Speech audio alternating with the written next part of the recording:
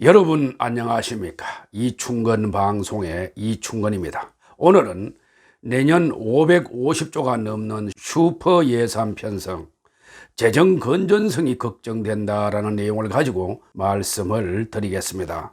방송에 앞서 아직 이충건 방송의 구독자가 아닌 분은 동영상 아래 붉은색으로 표시된 구독 버튼을 눌러 주시기 바랍니다. 더 좋은 방송으로 보답하겠습니다. 저는 공공연구기관과 금융기관, 대학 등에서 약 40여 년간 한국 경제와 지역 경제, 세계 경제 등에 대해서 연구를 해왔습니다. 그 과정에서 연구 보고서와 연구 논문 약 110여 편과 수탁과제 프로젝트 약 40여 건을 수행했습니다. 저는 매스컴에서 발표되는 내용을 그대로 유튜브에 방송하는 것이 아니고 제 나름대로 직접 연구한 결과도 가끔 방송했고 앞으로도 할 예정입니다. 그것이 다른 유튜브 방송과 차이점이라면 차이점입니다. 많은 시청을 부탁드립니다.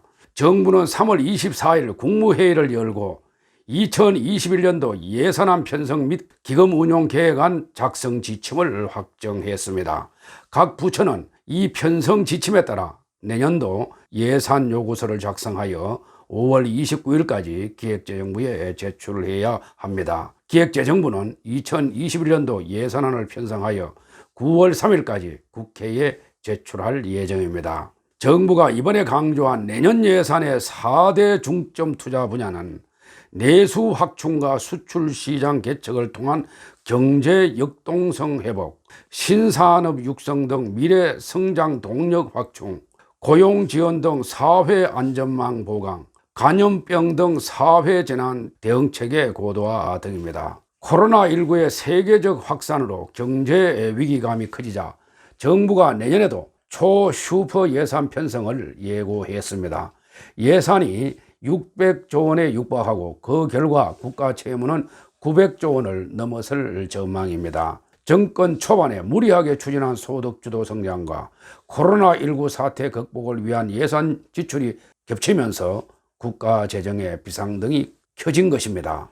정부는 경제 회복이 지연되고 내년 세수 여건의 어려움이 예상되는 가운데 재정 지출 증가세는 지속될 전망이라며 재정의 적극적 역할을 견지할 것이라고 말을 했습니다.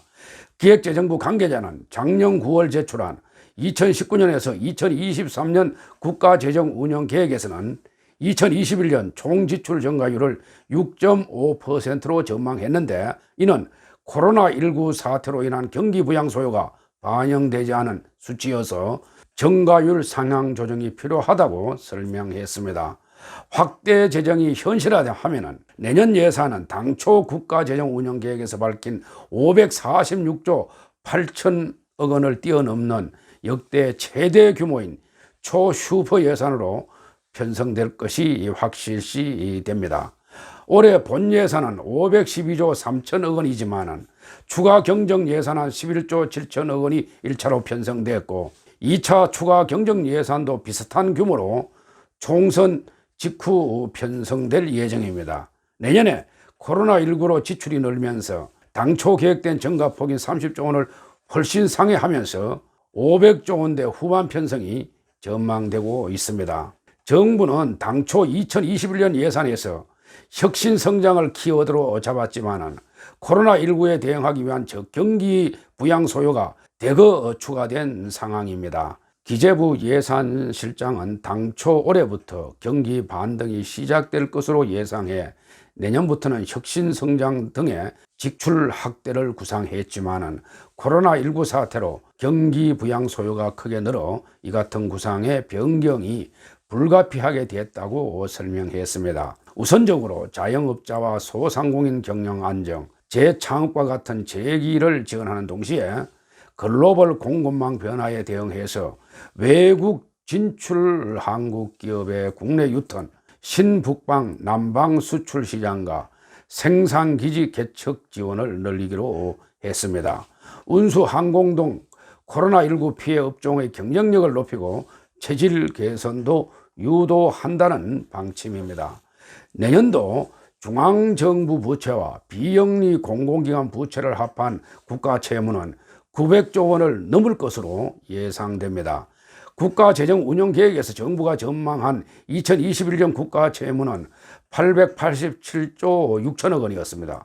이에 코로나19 대응을 위한 1차 추경 예산 편성으로 발행한 적자 국채 10조 3천억 원만 단순 합산해도 898조 원까지 늘어납니다. 내년 적자 국채 발행량이 당초 전망보다 2조 원가량만 증가해도 900조 원 선이 무너지는 셈입니다. 문 정부가 출범한 2017년 660조 원에서 무려 36.4%나 늘어난 수치입니다. 연도별 정부 재정 지출은 2010년 이후 해마다 전년 대비 2 내지 5% 수준에서 증가하다가 문재인 정부 출범 이후에 2018년 7.1%, 2019년 9.5%, 2020년 금년 9.1% 등 증가폭이 크게 증가했습니다. 문제는 정부 지출이 늘어나는 것과 반대로 세금 수입 여건은 오히려 악화하고 있다는 점입니다. 정부도 내부적으로 재정 건전성 악화는 불가피하다는 분위기는 이미 기정사실화하고 있는 것 같습니다. 정부가 올해 본예산 512조 3천억 원을 편성하면서 발행한 적자 국채 규모는 전년보다 25조 9천억 원 늘어난 60조 2천억 원입니다. 최근 정부가 11조 7천억 원 규모로 추가 경정 예산을 편성하여 추가로 늘어난 빚은 10조 3천억 원입니다. 2차 추경 편성까지 거론되고 있는 시점에서 현재까지 확정된 올해 관리 재정수지 적자 규모는 82조 원으로 정부가 예측한 내년 관리 재정수지 적자 규모 81조 8천억 원을 이미 뛰어넘었습니다. 만약 올해 우리 경제의 성장률이 1%대 중반까지 떨어진다면 세수는 정부 예상보다 훨씬 더 부족해질 가능성이 높습니다. 정부가 마지노선으로 여겨왔던 국내 총생산 대비 국가 채무 비율 40%와 관리 재정수지 적자 비율 3%가 모두 깨질 것으로 전망됩니다. 국가 채무 비율이 가파르게 올라갈 경우 현재 수준의 국가 신용 등급 AA-를 유지하는 게 어려워질 수도 있습니다. 글로벌 신용평가사인 피치는 지난 2월 GDP 대비 국가 부채 비율이 2023년 46%까지 증가할 경우 중장기적으로 국가 신용 등급의 하방 압력으로 작용할 수 있다고 경고한 바 있습니다. 정부의 확장적 재정 지출이 경기 회복으로 이어지지 않을 경우 재정 건전성 악화로 인한 국가 신용도 하락이 재정 운용에 부담이 될 수도 있습니다. 코로나19 대응을 위해 재정 지출을 확대하더라도 현금 지원은 가급적 지양하고 경기 진작 효과가 큰 사업 중심으로 지출을 하는 것이 바람직합니다. 최근 IMF와 OECD 등은 우리나라에 대해서 재정의 적극적인 역할을 강조하면서 확대 재정을 권고하고 있습니다. 그러나 재정의 건전성을 해치면서까지 확대하라는 뜻은 아닐 것입니다. 문 정부는 주요 선진국은 공무원 수를 줄이는데 일자리를 늘린다는 이유로 공무원 수를 오히려 증가시켜 재정 상태를 악화시켰고 세계적인 경쟁력을 가진 원자력 산업을 비전문가들로 구성된 위원회의 의견을 받아들여 일방적으로 폐기하고 있습니다.